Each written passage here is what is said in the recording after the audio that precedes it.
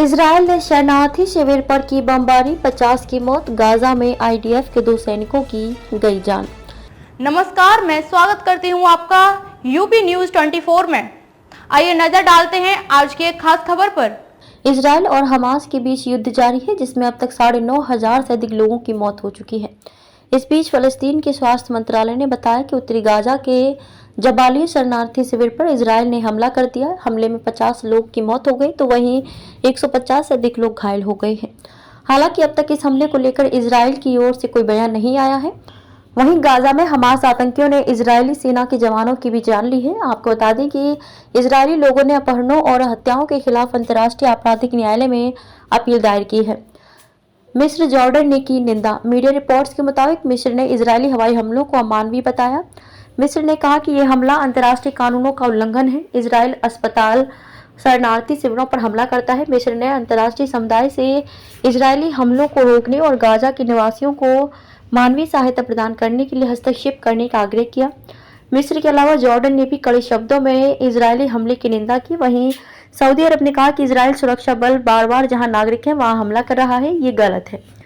20 साल के 2 इजरायली सैनिकों की मौत।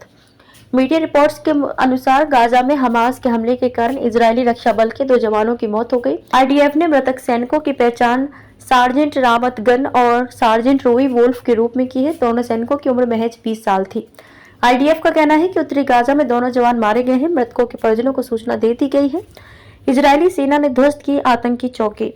आईडीएफ ने बताया कि इजरायली सेनाएं हमास आतंकियों के खिलाफ गाजा पट्टी के अंदर भीषण लड़ाई लड़ रही हैं।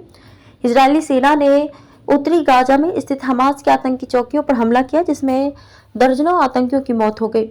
यहां से सेना ने कई विस्फोटक उपकरण भी जब्त किए हैं, जिसमें anti tank missile launching cell सहित कई आधुनिक युद्ध उपकरण शामिल हैं। इजरायली रक्षा बलों ने दावा किया है कि उन्होंने शरणार्थी शिविर पर हमला कर हमास के सेंट्रल जबालिया बटालियन के कमांडर इब्राहिम बियारी को मार डाला है। वहीं हमास का कहना है कि शिविर में उसका कोई नेता मौजूद नहीं था। हमले के यह 3 कारण। हमास ने कहा कि यह यरूशलेम में अल-अक्सा मस्जिद को इजराइल की तरफ से अपवित्र करने का बदला है। हमास ने कहा कि इजरायली पुलिस ने अप्रैल 2023 में अल-अक्सा मस्जिद में ग्रेनेड फेंक कर इसे अपवित्र किया था। इजरायली सेना लगातार हमास के ठिकानों पर हमले कर रही है और अतिक्रमण कर रही है।